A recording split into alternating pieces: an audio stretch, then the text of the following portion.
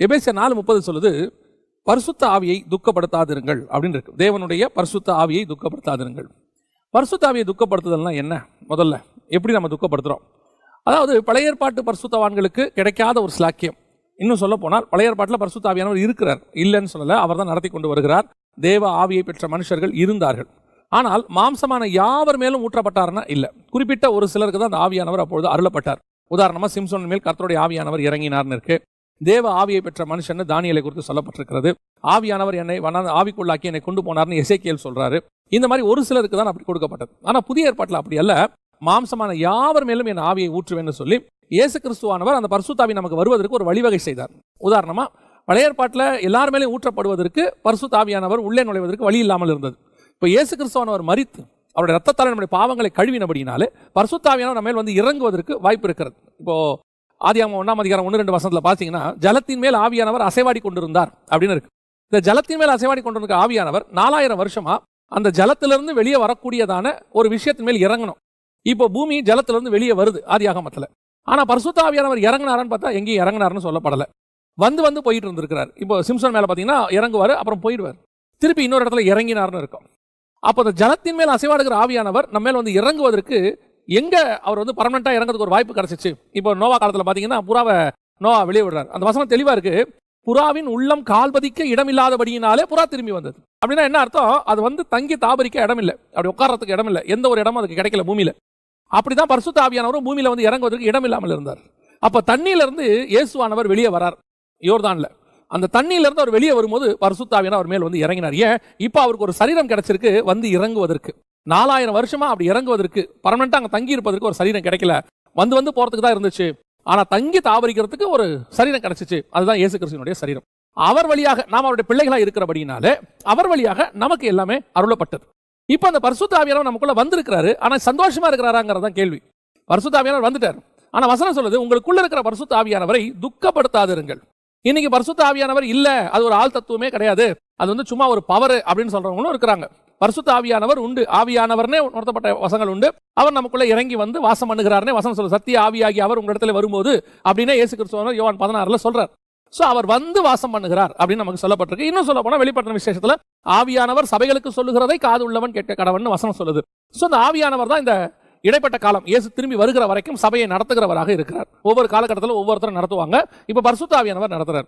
ஆனா பரிசுத்த ஆவியானவர் நம்ம கூட இருக்கிறாரு. அவர் சந்தோஷமா இருக்கிறாரா துக்கமா இருக்கிறாரா? இதுதான் கேள்வி. பாருங்க, நம்ம கூட இருக்கிறவங்க எப்படி இருக்கிறாங்கன்றதான கேள்வி. இப்போ திருமணம் ஆகிவிட்டது, கணவனும் மனைவியும் இருக்கிறாங்க, எப்படி இருக்கிறாங்கன்றதா முக்கியம். சிலர்லாம் பாத்தீங்கன்னு சொன்னா 20 வருஷம் 25 வருஷம் 30 வருஷம் வாழ்க்கை ஓட்டி இருப்பாங்க. ஆனா உட்காந்து அவங்களோட தனிப்பட்ட முறையில் பேசி பாருங்க, ஏதோ இருக்கும் வாழ்க்கையை ஓட்டிட்டு இருக்க, ஒன்றும் பிரச்சனை இல்லாம போயிட்டு இருக்குது. ஏன்? ஒரு சமுதாயத்துக்காக பிரிஞ்சு போனா இந்த கேவலமா இருக்குமே. நான் சொல்றதும் 20 வருஷத்துக்கு முன்னாடி. இப்பெல்லாம் அப்படி இல்லை. இப்ப பிரிஞ்சு போறதுங்கிறது ஒரு ஃபேஷன் அப்படி ஆகி போச்சுன்னு வச்சுக்கோங்களேன். அந்த காலத்துல வந்து பிரிஞ்சு போறது வந்து ஒரு அவமானமாக கருதப்பட்டது. அதனால வந்து ஒரு குடும்பத்துல வந்து ஒரு பெண்ணோ மாப்பிள்ளையோ டிவோர்ஸ் ஆயிடுச்சுன்னா அவங்க ரொம்ப அவமானமா கருதுனாங்க. அதனால அவங்க என்ன பண்ணுவாங்கன்னா, பிடிக்குதோ பிடிக்கலையோ, கஷ்டமோ நஷ்டமோ, எப்படியோ அவங்க சேர்ந்து இருப்பாங்க. எத்தனை வருஷம்? 20 வருஷம் 30 வருஷம் 50 வருஷம் இருப்பாங்க. அப்படி இருக்கும்போது அவங்கள்ட்ட கேட்டு பாருங்க, எப்படி உங்களுடைய வாழ்க்கையை ஓட்டிடுச்சுங்க, அப்படியே ஏதோ கஷ்டம் நஷ்டம் அப்படியே ஓட்டிட்டோம் அப்படிம்பாங்க. அப்படி இருக்கிறதும் இருக்கிறது. இன்னும் சிலரை நான் பார்த்திருக்கிறேன். அவர்கள் பார்த்தீங்கன்னா 50 வயசு 60 வயசு இருக்கும். ஒரு சிலர்லாம் பார்த்துருக்கிறேன். ஒரு வயதானவரை நான் பார்த்தேன். அவர் வந்து அந்த பாட்டிமாவத்தனுடைய மனைவி, அவங்களுக்கு ஒரு 60 வயசு இருக்கும், அவருக்கு ஒரு 65 வயசு இருக்கும். அந்த கரத்தை பிடிச்சு அவர் கிராஸ் பண்ணி கூட்டிட்டு போய் ஒரு இடத்துல உட்கார வச்சு அவங்களை பராமரிச்ச அந்த விஷயத்தை நான் பார்த்தபோது ஆச்சரியமா இருந்தது. அப்போ அவங்களுடைய அந்யோன்யம் சந்தோஷமாய் வாழ்ற வாழ்க்கையும் இருக்கு. இப்ப பரிசுத்த ஆவியானவர் அப்படித்தான் உங்களுக்குள்ளேயும் எனக்குள்ளேயும் துக்கத்தோடு கூட வாசம் பண்ணி கொண்டிருக்கிறாரா அல்லது சந்தோஷமாய் வாசம் பண்ணுகிறாரா? அதுதான் கேள்வி. பரிசுத்த ஆவியானவர் இருக்கிறார், இல்லங்கிற பேச்சே கிடையாது. இயேசு கிறிஸ்து வருகிற வரைக்கும் பரிசுத்த ஆவியானவர் நம்ம சபைக்குள்ள இருப்பாரு, நடத்துவாரு. அவர் எப்படி நடத்துறாருங்கிறதா கேள்வி. இங்க வசனம் சொல்லுது, உங்களுக்குள்ள இருக்கிற பரிசுத்த ஆவியை துக்கப்படுத்தாதிருங்கள் அப்படின்னு இருக்கு. அப்ப பரிசுத்த ஆவியை துக்கப்படுத்துறதுனா என்ன அப்படின்னு கேட்டீங்கன்னா, 2 விஷயம் அங்கேயே சொல்லப்படுது. மேல ஒரு விஷயம் இருக்கு, கீழே ஒரு விஷயம் இருக்கு. 29ஆம் வசனம் 31ஆம் வசனம், இந்த ரெண்டுத்துக்கு நடுவுல தான் இந்த வசனம் வருது.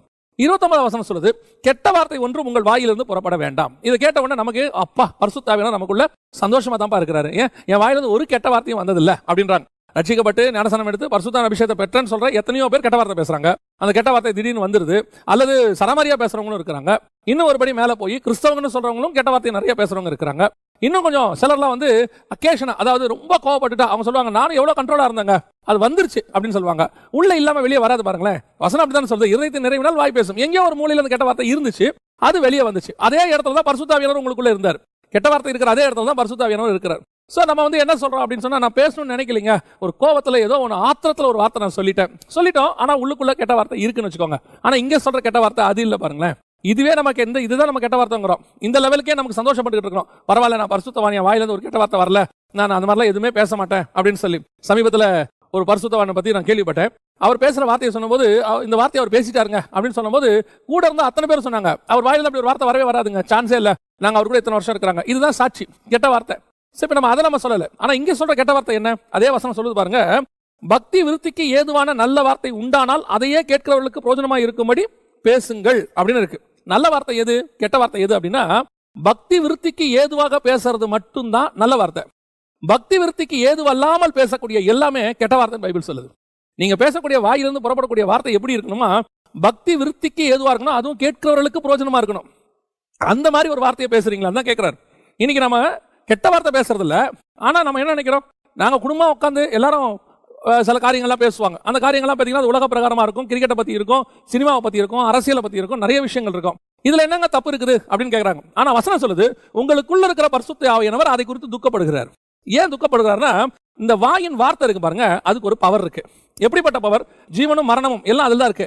ஆண்டவர் எதுல பவர் கொடுத்துட்டு போயிருக்காரு நீங்க நினைக்கிறீங்க? அவர் சொல்றாரு, என் நாமத்தினாலே பிசாசுகளை துரத்துவீர்கள். அப்ப நம்ம சொல்லணும், அந்த நாமத்தை உச்சரிக்கணும் பாருங்களேன். அது உச்சரிக்கிறதுனா அந்த வாயில் வார்த்தைக்கு ஒரு பவர் இருக்குன்னு அர்த்தம். அது மட்டும் இல்ல, ரட்சிப்பு எப்படி உண்டாகுது நீங்க நினைக்கிறீங்க? வசனம் சொல்லுது, இருதயத்தினால் விசுவாசித்து வாயினால் அறிக்கை பண்ணணும். அப்ப நம்ம வாயின் வார்த்தைக்கு ஒரு பவர் இருக்குது. இந்த பவரை நம்ம எப்படி யூஸ் பண்றோங்கிறது தான் முக்கியம். சரமாரியா உட்காந்து ஜாலியா பேசலாம், தப்பு கிடையாது, அது கெட்ட வார்த்தை கிடையாது உலக பிரகாரமாக. ஆனா ஆவிக்குரிய விதத்துல அதுதான் கெட்ட வார்த்தை. ஏன்? அப்ப உலக பிரகாரமா பேசுற கெட்ட வார்த்தை என்ன? அதான் நீங்க ரட்சிக்கப்பட்டு வந்துட்டீங்களே, வந்த பிறகு உங்ககிட்ட அப்படி ஒன்று இருக்கவே கூடாது. டிஃபால்ட் அப்படி ஒன்று இருக்கவே இருக்காதுன்னு வச்சுக்கோங்களேன். அப்படி இன்னும் இருக்குன்னா உங்க ரட்சிப்புல இன்னும் பிரச்சனை இருக்குன்னு அர்த்தம்.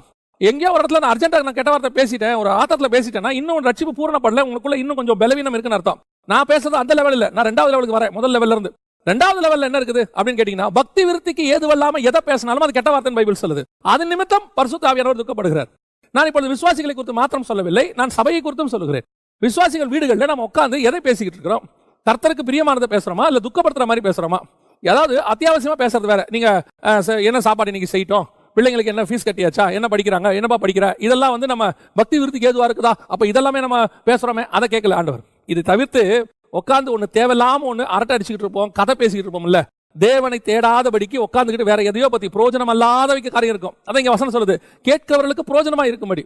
எது பிரயோஜனம் இப்போ, எது பிரயோஜனம் இல்ல அப்படின்னு பார்க்கணும். சும்மா தாங்க உட்காந்து பேசிக்கிட்டு இருக்கிறேன், அது பிரயோஜனம் இல்லை. நீங்க பேசக்கூடிய ஒவ்வொன்றுக்கு பின்னாடியும் ஏதோ ஒரு பக்தி விருத்தி இருக்கணும். ஒரு சில ஊழியர்களாக பிரயாணம் பண்ணுவோம்.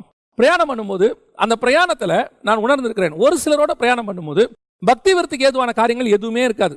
அவங்க பேசுறதெல்லாம் பாத்தீங்கன்னு சொன்னா ஏதோ ஒரு அரட்டையா இருக்கும், இன்னொரு ஊழியரை பத்தின குறையா இருக்கும், இல்ல இன்னொரு ஊழியத்தை பத்தின குறையா இருக்கும், ஏதாவது ஒரு காரியம் இருக்கும். ஆனா ஒரு சிலரோட பிரயாணம் பண்ணும்போது பாத்தீங்கன்னு சொன்னா வெறும் வசனத்தை பத்தி இருக்கும், வசனத்துடைய ஆழங்கள் பத்தி இருக்கும். எங்களுக்கு அந்த நேரமே பத்தாது. அந்த 1 மணி நேரம் 1.5 மணி நேரம் டிராவல் பண்றோம்னா போனதே தெரியாது. தேவனுக்கு ஏதுவாக பக்தி விருத்திக்கு ஏதுவாக இன்னைக்கு நம்முடைய சம்பாஷணைகள் எப்படி இருக்குன்னு பார்க்கணும். நீங்க இந்த வசனத்துல பேச பேச பேச பேச நான் உங்களுக்கு சொல்றேன், இந்த வசனத்தை குறித்து அதிகமாய் பேச பேச பேச உங்களுடைய வாயின் வார்த்தைகளுக்கு ஒரு வல்லமை வரும். அது மட்டுமல்ல, நீங்கள் வசனத்தை அதிகமாய் பேச பேச உங்கள் வசனத்துக்குள்ளே ஒரு வெளிப்பாடு உங்களுக்கு கிடைக்கும். ரெவலேஷன், ரேமான்னு சொல்லுவாங்க, அது உங்களுக்கு வரும். இதெல்லாம் இந்த பிராக்டிஸ்ல வரதா, சடனா வரது கிடையாது. எவ்வளவுக்கு எவ்வளவு நீங்க கர்த்தருடைய வார்த்தையை பேசிக்கிட்டே இருக்கிறீங்களோ அவ்வளவுக்கு அவ்வளவு அந்த கர்த்தருடைய வார்த்தைக்குள்ள இருக்கக்கூடியதான வல்லமைகள் வெளிப்படும். இன்னைக்கு பல ஊழியர்கள் சேர்ந்தோம்னா, பல விசுவாசிகள் சேர்ந்தோம்னா, சேர்றதே எதுக்கு? அரட்டை அடிக்கிறதுக்கு தான், ஜாலியா இருக்கிறதுக்கு தான், கிண்டல் பண்றதுக்கு தான். நான் எப்பவும் சொல்லுவேன், உன்னை ஒருத்தர் தேடி வராங்க, உன் கூட வந்து உட்கார்ந்தா கொஞ்ச நேரம் போர் அடிக்காது, சந்தோஷமா இருக்கும் அப்படின்னா நீ அதை சந்தோஷமா எடுக்கக்கூடாது. நீ ராங்கா வெளிப்பட்டிருக்கிற மக்களுக்கு உன்னை ஒரு ஜோக்கர் ஆக்கி இருக்கிறாங்க, அல்லது உன்னை வந்து ஒரு என்டர்டைனர் ஆக்கி இருக்கிறாங்க. உன் கூட உட்காந்தா ஜாலியா இருக்கும், உன்னை இன்ட்ரெஸ்டிங்கா இருக்கும். அவர் கூட கொஞ்ச நேரம் உட்காந்தோம்னா அப்படியே ஏதாவது கமெண்ட் அடிச்சுக்கிட்டு இருப்பாரு, டைம் போனதே தெரியலங்க, 1 மணி நேரம் போனதே தெரியல. நீ சந்தோஷப்படாத, உன்னை என்டர்டைனர் ஆக்கி இருக்கிறாங்க, அல்லது உன்னை ஒரு ஜோக்கர் மாதிரி ஆக்கி இருக்கிறாங்க. ஆனா அதே நேரத்தில் அந்த மனுஷனோட கூட உட்காந்தோம்னா 2 வார்த்தை கிடைக்கும், அல்லது அவங்க கூட உட்காந்தோம்னா ஏதாவது ஒன்று பேசுவோம்ல, ஒரு பிரசன்ஸ் இருக்கும், அல்லது அந்த மனுஷன் கூட உட்காந்து பேசும்போது கர்த்தருடைய வார்த்தை வெளிப்படும் சொன்னாங்கன்னா அதுதான் ஆவியானவர் உன்னை குறித்து சந்தோஷப்படுகிறான்னு அர்த்தம். அப்படிப்பட்டவர்கள் மட்டும் உன்னை தேடி வருவார்கள். அதற்கு பிறகு ஏன் உங்க வாயிலிருந்து கெட்ட வார்த்தை ஒன்றும் புறப்படாது, என்டர்டெய்னிங்கா ஒண்ணுமே இருக்காது, ஒன்லி ரெவலேஷனா இருக்கும், ஒன்லி தேவனுடைய ஸ்பிரிச்சுவல் காரியங்கள் வெளிப்படும் போது உன்னை தேடி வருகிறவர்கள் அப்படிப்பட்டவர்களாக இருப்பார்கள். சாலமோனிடத்தில் ஞானம் வெளிப்பட்ட போது ஞானம் விரும்பினவர்கள் அவனை தேடி வந்தார்கள். உன்னிடத்திலிருந்து கர்த்தருடைய வார்த்தை வெளிப்படும் போது வார்த்தையை விரும்புகிறவனை தேடி வருவார்கள். ஒரு காலத்தில் உட்காந்து காலேஜுக்கெல்லாம் போகும்போது, பஸ்ஸில் போயிட்டு இருக்கும்போது, ஆண்டவர் ஏற்றுக்கொள்வதற்கு முன்பதாக நீங்க பாத்தீங்கன்னு சொன்னா அந்த சில பாடல்களை பாடிக்கொண்டு பஸ்ஸை அடித்துக்கொண்டு போகும்போது அதுக்கு ஒரு கிரௌட் இருக்கும். அந்த கிரௌட் நம்ம ஒரு நாள் போவாட்டி மறுநாள் மிஸ் பண்ணேன்பாங்க, நேத்து நீ வரவே இல்லை, பஸ்ஸே போர் அடிச்சிச்சுப்பா அப்படின்னு சொல்லுவாங்க. ஆனா அதே நேரத்தில் நீங்கள் அதெல்லாம் நிறுத்தி விட்டு கர்த்தருடைய வார்த்தைக்குள்ளே வரும்போது அவ்வளோ பெரிய கிரவுட் வராது. ஆனால் ஒரு சிலர், ஒரு 2 பேர் 3 பேர் உன்னிடத்துல வந்து உட்கார்ந்து இருப்பார்கள். நாங்கள் வேதத்தை ஆராய ஆரம்பித்த காலகட்டத்தில், நாங்கள் 20 வருஷத்துக்கு முன்பதாக சொல்றேன், ஊழியத்துக்கு வரதுக்கு முன்பதாக ஒரு மனுஷன் வேதத்தை போதிப்பார். அவர் நாங்கள் இருந்த இடத்துல ஒரு 20 கிலோமீட்டர் தள்ளி இருந்தார். அப்பொழுதெல்லாம் எங்ககிட்ட வந்து இந்த மாதிரி எல்லாம் வசதி வாய்ப்புகள் கிடையாது. அந்த வாயின் வார்த்தைகளை கேட்பதற்கு மாலை வேளைகளிலே புறப்பட்டு ஓடுவோம். நானும் நண்பர்களும் புறப்பட்டு போய் அவர் பாதத்தில் உட்கார்ந்துருப்போம். அவர் 1 மணி நேரம் 2 மணி நேரம் பேசுவார். திருப்பி வருவோம். போகும்போது வரும்போதும் செலவுகள் நிறைய ஆகும், பெட்ரோல் செலவு எல்லாம் நிறைய ஆகும். ஆனால் அதை பற்றி நாங்கள் கவலைப்பட்டதே கிடையாது. அந்த கர்த்தருடைய வார்த்தை, உன்னுடைய வார்த்தை இருக்குமானால் எவ்வளவு தூரத்திலிருந்து ஜனங்கள் தேடி வருவார்கள். பக்தி விருத்திக்கு ஏதுவான நல்ல வார்த்தைகளையே பேசுங்கள். உன்னை ஜனங்கள் எப்படி ஐடென்டிஃபை பண்ணணும் தெரியுமா? கர்த்தருடைய நாமத்தில் ஐடென்டிஃபை பண்ணணும். கர்த்தர் தான் விசிட்டிங் கார்டாக இருக்கணும். உன் வாயின் வார்த்தைக்கு ஜனங்க வரணும். உன்னிடத்தில் இருக்கக்கூடிய பிரசன்ஸுக்கு வரணும். உங்ககிட்ட இருக்கக்கூடிய தேவ மகிமையை உணர்ந்து வரணும். அப்படி வந்து உட்கார்ந்து எடுபடாத நல்ல பங்கை தெரிந்து கொள்கிறவராக உன் பாதத்தில் அவங்க உட்காரணும். இதை விட்டுட்டு இன்னைக்கு ஜனங்க எப்படி உன்னை தேடி வராங்கன்னு கொஞ்சம் பாருங்க. காசுக்கு வரவன் காணாம போயிடுவான். உங்ககிட்ட உட்காந்து அரட்டை அடிக்க வர்றவனால ஒரு பிரயோஜனம் இல்லை. உங்ககிட்ட உட்காந்தா ஜாலியா இருக்கு, சந்தோஷமா இருக்கு, கொஞ்சம் அப்படியே சொல்லுவோம், உங்ககிட்ட உட்காந்தா நல்ல ஃபீலிங்கா இருக்குமா, அதெல்லாம் பிரயோஜனம் இல்லை, ஒரு நாள் காணாம போயிடும். ஆனால் உன்னிடத்துல வசனத்துக்கு வருகிறவர்கள் உனக்கும் அது பிரயோஜனம் உண்டாக்கும், அவர்களுக்கும் பிரயோஜனம் உண்டாக்கும். அதான் வசனம் சொல்லுது, கெட்ட வார்த்தை ஒன்று புறப்பட வேண்டாம். கெட்ட வார்த்தைனா பேட் வேர்ட்ஸ் அல்ல, பிரயோஜனம் இல்லாத வார்த்தைகள், உன் வாழ்க்கைக்கு தேவையில்லாத வார்த்தைகள். எதிரில் ஒருத்தன் உட்கார்ந்து இருக்கிறானா அவனுக்கு பிரயோஜனமா இருக்கக்கூடியதா வார்த்தை நம்ம பேசணும். அவனுக்கு எதுவுமே பிரயோஜனம் இல்லைன்னா உங்களோட உட்காந்து வேஸ்ட். நான் சொல்றேன், இப்படி பேச பேச பேச அவனுக்கும் பிரயோஜனமா இருக்கும், உங்களுக்கும் பிரயோஜனமா இருக்கும். நீங்க பேசிக்கிட்டே இருக்கும்போது வெளிப்பாடு வரும். நீங்களே யோசிப்பீங்க, இதுக்கு முன்னாடி நம்ம இந்த மாதிரிலாம் யோசிச்சு இல்லையே, பேசினது இல்லையே. அதுதான் பரிசுத்த ஆவியானவர் உனக்கு கொண்டு தொடங்குகிற ஊற்று. அந்த ஊற்று 4 பக்கமும் பாயும். அந்த தண்ணிக்கு ஜனங்கள் ஓடி வருவார்கள். பக்தி விருத்திக்கு ஏதுவான நல்ல வார்த்தை வரணும். இது முதலாவதாக சொல்றாரு. 2வது, பரிசுத்த ஆவியானவரை குறித்து துக்கப்படுத்தாதிருங்கள்னு சொல்லிட்டு என்ன சொல்றாரு? சகல விதமான கசப்பும் கோபமும் மூர்க்கமும் கூக்குரலும் தூஷணமும் மற்ற எந்த துர்க்குணமும் உங்களை விட்டு நீங்க கடவுள். இன்னைக்கு கடைசி காலத்துல சபைகளுக்குள்ள இது அதிகப்படியாய் காணப்படுகிறது. சபையில கூட போதனைகள் கொடுக்கும்போது ஜனங்களுக்கு நம்ம எப்படி போதனை கொடுக்கிறோம்னு பார்க்கணும். அந்த போதனை என்ன விதமா இருக்குன்னு பார்க்கணும். அந்த போதனையுடைய விதம் அவனுக்கு பக்தி விருத்திக்கு ஏதுவாகத்தான் இருக்கணுமே ஒழிய ஒரு நாளும் அவனை என்டர்டெயின் பண்ணக்கூடியதாக இருக்கக்கூடாது. ஊழியத்தின் ஆரம்பத்தில் ஒரு சில ஊழியர்களை நான் பின்பற்றினேன். அவர்களை நான் ஆரம்பத்தில் பார்த்துருக்கிறேன், 30 வருஷத்துக்கு கிட்ட பார்த்துருக்கிறேன். அவங்களுடைய வே ஆஃப் பிரசன்டேஷன் அப்படிம்பாங்க மினிஸ்ட்ரியில், வே ஆஃப் பிரசன்டேஷன். அவங்க வந்து பார்த்தீங்கன்னு சொன்னால் அந்த பிரசன்டேஷன் வந்து ரொம்ப நல்லா இருக்கும். அது எப்படி அப்படின்னு கேட்டிங்கன்னா, வசனம் கொஞ்சம் இருக்கும், கூட ஒரு சின்ன கதை இருக்கும், அப்படியே ஒரு சின்ன ஜோக்ஸ் இருக்கும். இதெல்லாம் சேர்ந்து அப்படி பேக்கேஜாக அவங்க கொண்டு வரும்போது ஒரு என்டர்டெயின் அப்படி உட்காந்துருப்பாங்க. ஆனால் இது எனக்கு அப்போது சரி என்று பட்டது. என்னுடைய ஊழியர்களும் அப்படித்தான் வெளிப்பட்டது. ஆனால் போக போக போக போக பரிசுத்த ஆவியானவர் அப்போஸ்தல நடவடிக்கைகளை படித்துக்கொண்டே வரும்போது சில காரியங்களை உணர்த்த தொடங்கினார். அதாவது வசனம் ஆவியானவர் அங்கே கொடுக்கிறது. நடுவில் நீங்க யூஸ் பண்ணக்கூடிய ஜோக்ஸ், கொண்டு வரக்கூடியதான உங்கள் சம்பந்தப்பட்டதெல்லாம் மாம்சம் கொடுக்கக்கூடியது. ஆவியும் மாம்சமும் சேர்ந்து அங்கே வராது. அப்ப என்ன ஆகுதுன்னு பாத்தீங்கன்னு சொன்னா, பரிசுத்த ஆவியானவருடைய 100% கண்ட்ரோலுக்கு கீழே மெசேஜ் இல்ல. அந்த இடத்துல கூட கொஞ்சம் என்ன வருது, உங்க மாம்சமும் கலக்குது. நம்ம என்ன பண்றோம்னா, கிரௌட நம்ம என்டர்டெயினா வச்சுக்க விரும்புறோம், அல்லது கிரௌட நம்ம பக்கம் திருப்ப விரும்புறோம், அல்லது கிரௌட் நம்ம சொல்றதை கேட்க வைக்கிறதுக்காக நம்ம என்ன பண்றோம், நடுவில் கொஞ்சம் காரியங்களை அவங்களை ஐஸ் பிரேக்கிங் அப்படின்னு சொல்லுவாங்க, ஐஸ் பிரேக் அப்படின்னு சொல்லுவாங்க. அவங்களை அப்படியே நம்ம பக்கம் என்டர்டெயின் பண்றதுக்கு சில காரியங்களை சொல்லி கொண்டாடுவோம். இது ஒரு காலகட்டத்தில் சரி, ஒரு காலகட்டத்தில் இது சரியாக தான் இருந்தது என்னை பொறுத்த வரைக்கும். ஆனால் அதற்கு பிறகு ஆவியானவர் உணர்த்தினார், ஆவியானவர் பேசுகிறதுக்கும் நீ பேசுறதுக்கும் டிஃபரன்ஸ் இருக்கு. கொஞ்சம் தான் ஆவியானவர் பேசினாரு. நடுவில் நீ உன்னோட சுயத்தை கலக்கிற, ஏன்னா ஜனங்களை என்டர்டெயின் பண்றதுக்காக. இப்போ அவங்க சிரிச்சிட்டாங்க, அவங்க கொஞ்சம் சந்தோஷமாயிட்டாங்கன்னா எக்ஸ்ட்ரா 2 ஜோக்க போடுவோம், ஏன்னா அவங்க அதுக்கு ரெஸ்பான்ஸ் பண்றாங்கன்னு சொல்லி. இதெல்லாம் பிரசங்கியார்கிட்ட இருக்கிற பிரச்சனை. ஸோ அப்போ அவங்க தூக்கி போடும்போது உடனே அவங்க இன்னும் ஜாலியாகி என்டர்டெயின். நீங்க கடைசியா முடிச்சுட்டு போகும்போது கேளுங்களேன், முடிச்சுட்டு போகும்போது எப்படி இருந்துச்சு மெசேஜ் அப்படின்னா, ஐயோ அவர் பயங்கர ஜோக்கா பேசுறாருங்க. அவர் ஒரு ஜோக் சொன்னார் பாருங்க. நான் ஒரு 20-15 வருஷத்துக்கு முன்னாடி பேசின போது ஒருத்தர் சமீபத்தில் மீட் பண்ணேன். அவர் சொன்னாரு, அதுல ஒரு ஜோக் சொன்னீங்க பாருங்க, அது இன்னும் என்னால மறக்க முடியாதுன்னாரு. நான் நினைச்சேன் என்னுடைய மெசேஜ் அது ஃபெயிலியர். ஜோக் ஞாபகத்தில் இருக்கக்கூடாது, ஆவியானவர் என்னை உணர்த்தினாரு, என்னை குத்தினாரு, அன்னைக்கு நான் மனம் திரும்பினேன், அதிக இருதயத்துக்குள்ள இன்னைய வரைக்கும் மாற்றத்தை உண்டாக்கி இருக்குன்னு அவர் சொல்லி இருந்தாருன்னா அந்த மெசேஜ் சக்சஸ். இதுதான் பரிசுத்த ஆவியை பக்தி விருத்திக்கு ஏதுவா பேசுறது. நம்ம பல நேரங்களில் இந்த மாம்சத்தை கலந்துடுறோம் உள்ள, ஜனங்களை திருப்திப்படுத்துறதுக்காக, ஜனங்களை அட்டென்ஷன்ல கொண்டு வரதுக்காக, கிரௌட வந்து நம்ம என்டர்டெயினா வச்சுக்கிறதுக்காக நம்ம செய்யறோம். ஒரு பீரியட்ல ஆண்டவர் சொன்னாரு, இதை செய்யாத, இதை செய்யவே செய்யாத, இதை செஞ்சினா உன் மாம்சமும் என் ஆவியும் போராட ஆரம்பிக்குது. ஆவி போயிட்டே இருக்கும்போது நடுவில் மாம்சம் வந்துருது. ஜனங்க, நீ நினைக்கிற ஜனங்க அட்டென்டிவா இருக்காங்க, ஜனங்க ஏன் அட்டென்ஷன்ல உன் அட்டென்ஷனுக்கு போயிட்டாங்க. இது ரொம்ப யோசிச்சு நம்ம செய்ய வேண்டிய ஒரு விஷயம். நான் சொல்றேன், நீங்க பேசிக்கொண்டே இருங்க, பரிசுத்த ஆவியில நிரம்பி பேசிட்டே இருங்க. நீங்க எந்த ஜோக்கும் சொல்லவே வேண்டாம், நீங்க எந்த விதமான கதை கூட சொல்ல வேண்டாம். ஆனால் உன்னை நோக்கி கிரௌட் 100% அட்டென்ஷன்லயே உட்கார்ந்திருக்கும். அந்த அட்டென்ஷனை கொண்டு வந்தது நீங்கள் அல்ல, உங்கள் வாயின் வார்த்தையின் மூலமாய் பரிசுத்த ஆவியானவர். உன் பக்கம் அப்படியே 100% உட்கார வச்சிருப்பாரு. அவங்க இந்த பக்கம் அந்த பக்கம் திரும்பவே மாட்டாங்க. அப்படித்தான் இயேசுவானவர் உட்கார வச்சார். 3 நாள் உட்கார வச்சிருக்காரு பாருங்களேன் ஒரு கிரௌட.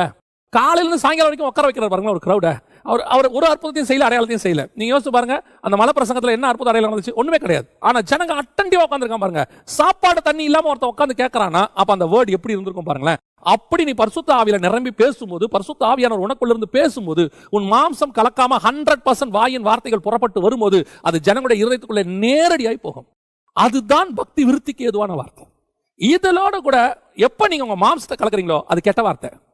அந்த இப்போ நீங்க பாருங்க, சிலருடைய ஃபுட்டுக்கும் நம்ம ஃபுட்டுக்கும் டிஃபரன்ஸ் இருக்கு. பிரிட்டிஷர்ஸோட ஃபுட்டை பாருங்க, அப்படியே பொட்டேட்டோவை மேஷா அப்படியே வச்சு அப்படியே சாப்பிடுவாங்க. அதோட கூட நம்ம என்ன பண்ணுவோம், சில மசாலாவை கலப்போம், போட்டு அப்படி வாசனை போட்டு, ஏன்னா அப்பதாங்க டேஸ்டா இருக்கும் அப்படின்னு சொல்லி இந்தியன்ஸ்க்கு ஏற்ற மாதிரி மாத்திரம் இல்லையா? இந்த நம்ம அந்தந்த ஏற்ற மாதிரி, கிரேக்கனுக்கு ஏற்ற மாதிரி, யூதனுக்கு ஏற்ற மாதிரி இப்படிலாம் மாத்திரம்ல. ஆனா பரிசுத்த ஆவியானவர் வரும்போது அந்த வார்த்தை அவங்களுக்கு ஏற்ற மாதிரி அவர் மாத்துவார். நீங்க மாத்த வேண்டாம், அவரே மாத்துவார்.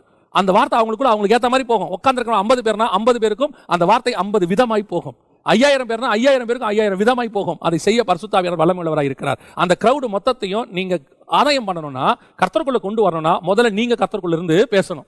100% கர்த்தருக்குள்ள இருந்தீங்கன்னா 100% கிரவுட் ஆவியானவருடைய கண்ட்ரோல்ல இருக்கும். உன் வாயின் வார்த்தைகள் ஒன்றும் கெட்ட வார்த்தையா இருக்காது. அத்தனையும் பக்தி விருத்திக்கு கேட்கிறவர்களுக்கு பிரயோஜனமா இருக்கக்கூடிய பக்தி விருத்திக்கு ஏதுவான வார்த்தையாக இருக்கும். அதை தான் பரிசுத்த ஆவியானவர் சொல்றாரு. இப்ப ரெண்டாவது அங்க என்ன சொல்றாரு? கசப்பும் கலகமும் தூஷணம். இன்னைக்கு கடைசி காலத்துல சபைகள் பல நேரங்களில அது சொல்றதுக்கு மனசு கஷ்டமா தான் இருக்குது. ஆனாலும் ஆவிக்குரிய சபைகளை இன்னைக்கு உடைக்கக்கூடிய நிலைமை ஏற்பட்டிருக்கிறது. பல இடங்களிலே ஆவிக்குரிய சபைகள் உடைந்து போகிறது. உடைஞ்சு போறது கூட பிரச்சனை இல்லை. அதாவது சிதறி போனவர்கள் எங்கும் சுவிசேஷத்தை பிரசங்கித்தார்கள் இருக்கு. அப்படி உடைஞ்சு சபை பலுகி பெருகி வந்தா கூட பரவாயில்லை, அது கூட பிரச்சனை இல்லை பாருங்களேன். ஆனா அப்படி நடக்கும்போது அங்கே கலகம் உண்டாகுது. அந்த கலகத்துல உள்ளுக்குள்ள இருக்கிற ஜனங்கள் தூஷணமான வார்த்தைகளை பேசுகிறார்கள். அது மட்டுமல்ல, அந்த கலகத்தை அடக்குவதற்கு புறஜாதியார் உள்ளே வருகிறார்கள். புறஜாதியார் உள்ளே வந்து அந்த சமாதானத்தை கொண்டு வராங்க. பவுல் சொல்றாரு, உங்களுக்குள்ளே ஒரு சமாதானத்தை ஏற்படுத்த உங்களால முடியலன்னா இருக்கிறவங்களே லீஸ்டான ஒரு ஆளை தெரிஞ்சுக்கிட்டு அவனை நீங்க அந்த வழக்குக்கு கொண்டு வாங்க. அது கூட எதுக்கு சொல்றேன்னா, உங்களுக்கு அவமானப்படத்தக்கதாக சொல்றேன்னு சொல்றேன்.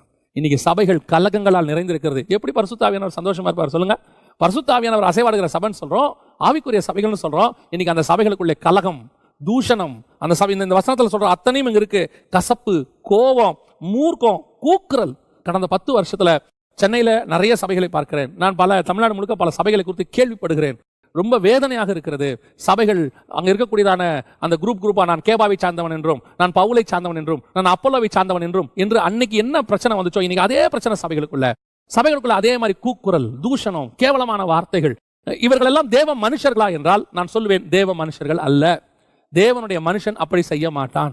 தேவனுடைய மனுஷன் தேவ சமூகத்தில் ஒப்படைத்து விட்டு, ஆண்டவரை நீர் பொறுப்படுத்திக் கொள்ளும் என்று சொல்லுவான். இன்னைக்கு என்ன நடக்குது பாருங்க. அது யார் சைடு தப்பு, யார் சைடு சரியில்லை, அதெல்லாம் நமக்கு ரெண்டாவது, அது ஆண்டவர் பார்த்துக்கலாம்னு வச்சுக்கோங்களேன். ஆனால் ஒரு பரிசுத்த ஆவியானவர் நடத்துகிற சபையில் ஒரு கூக்குரல், பரிசுத்த ஆவியானவர் இருக்கக்கூடிய சபையில் தூஷணம், பரிசுத்த ஆவியானவர் இருக்கிற சபையில் கலகம், பரிசுத்த ஆவியானவர் இருக்கிற சபையில் கோபம், பரிசுத்த ஆவியானவர் இருக்கக்கூடிய சபையில் கசப்பு. அப்படி இருந்தால் அங்கே பரிசுத்த ஆவியானவர் துக்கத்தோடு கூட இருக்கிறார். எப்படி இருக்கும் யோசித்து பாருங்க. இன்னைக்கு சபை எப்படி இருக்குதோ அப்படித்தான் அந்த வீடும் இருக்கும்.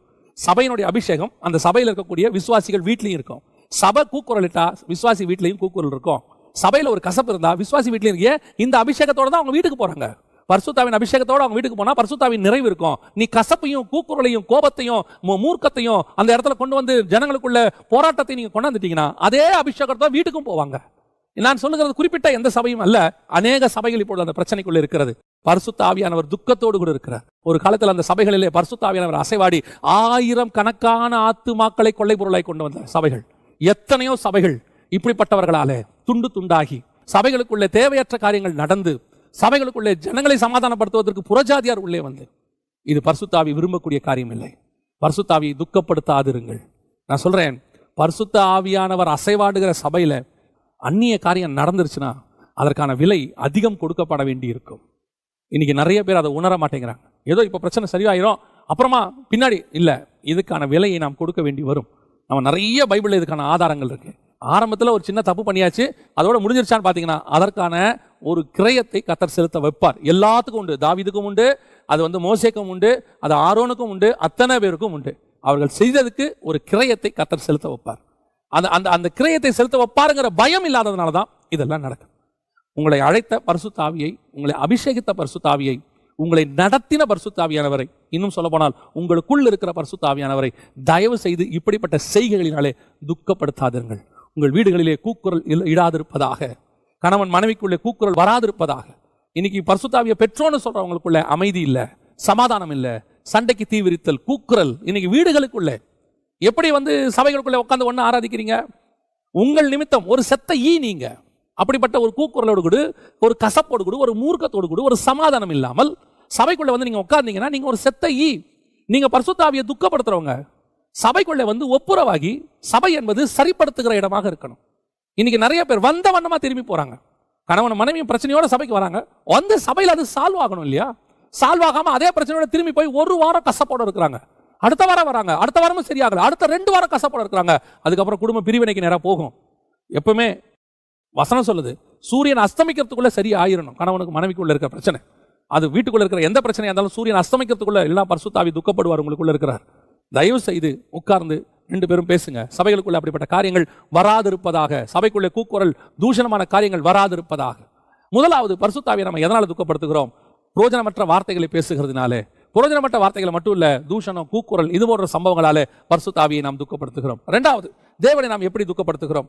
1 சாமுவேலின் புத்தகம் 15ஆம் அதிகாரம் 35வது வசனம் சொல்கிறது, சவுல் மரணமடையும் நாள் மட்டும் சாமுவேல் அப்புறம் அவனை கண்டு பேசவில்லை. இஸ்ரவேலின் மேல் சவுலை ராஜாவாக்கினதற்காக கர்த்தர் மனஸ்தாபப்பட்டது நிமித்தம் சாமுவேல் சவுலுக்காக துக்கித்துக் கொண்டிருந்தான் அப்படின்னு இருக்கு. இங்க கர்த்தர் ஒரு காரியத்தை செஞ்சிருக்கிறார். என்ன பண்ணிருக்கிறாரு? சவுலை ராஜாவாக்கி இருக்கிறார். அவரே அப்புறம் சொல்றாரு, அவனை ராஜாவாக்கினதுக்கு நான் மனஸ்தாபப்படுகிறேன் அப்படிங்கிறார்.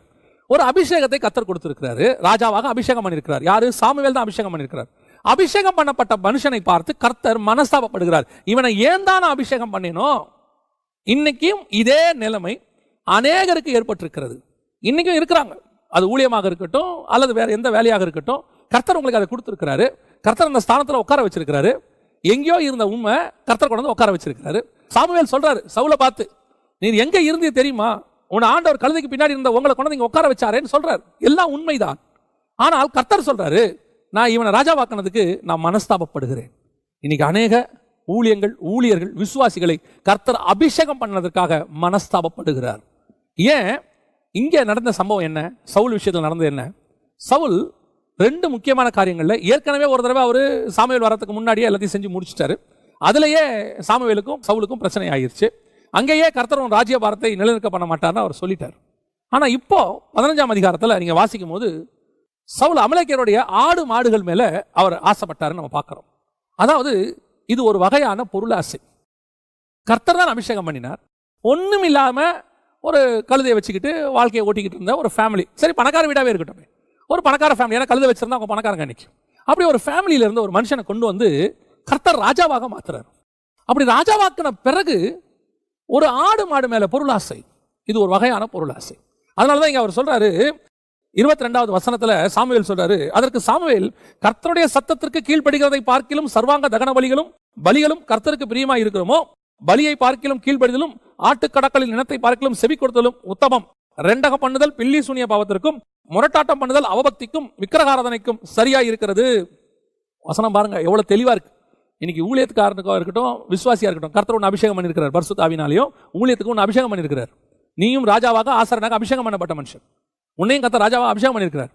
நீ ராஜாவாக அபிஷேகம் பண்ணப்பட்டவன். இன்னைக்கு எத்தனை ஆடு மாடுகளை, கர்த்தருக்கு பிரியமில்லாத காரியங்களை நீ வைத்துக் கொண்டிருக்கிறாய். எத்தனை காரியங்கள் கர்த்தருக்கு அருவருப்பானது என்று சொல்லக்கூடியதை நீ வைத்துக்கிட்டு இருக்கிறேன். கர்த்தர் உலகத்தை வெறுக்க சொல்லி இருக்கிறார். ஆண்டவர் சொன்னாரு, சிலுவை எடுத்துக்கொண்டு என்னை பின்பற்றி வா, நித்திய ஜீவனை சுதந்திரிக்கணும். அதுதான். ஆனா இன்னைக்கு நம்ம நித்திய ஜீவனுக்கு பின்னாடி, கர்த்தருக்கு பின்னாடி போயிட்டு இருக்கிறோமா?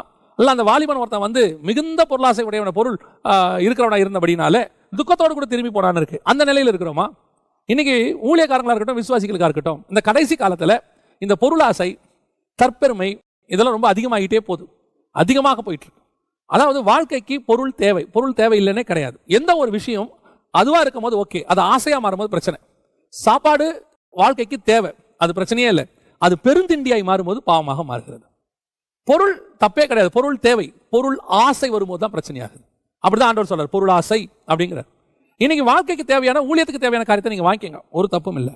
ஆனால் ஒரு சிலர் எல்லாம் அந்த ஒரு காரியத்தை ஆசைப்பட்டுட்டு அதை வாங்கியே ஆகணும், அது இருந்தால் தான் நான் செய்வேன், அது இல்லாட்டி நான் செய்ய மாட்டேன், அது இருந்தால் தான் நான் ஊழியம் பண்ணுவேன், இது இல்லாட்டி நான் ஊழியம் பண்ண மாட்டேன் அப்படின்னு சொல்லி நீங்கள் ஒரு முடிவெடுக்கிறீங்க பார்த்தீங்களா? அதுதான் பொருளாசையில் போய் நிற்கிறது. வீட்டுக்கு தேவையானதை வாங்குறது தப்பு இல்லை.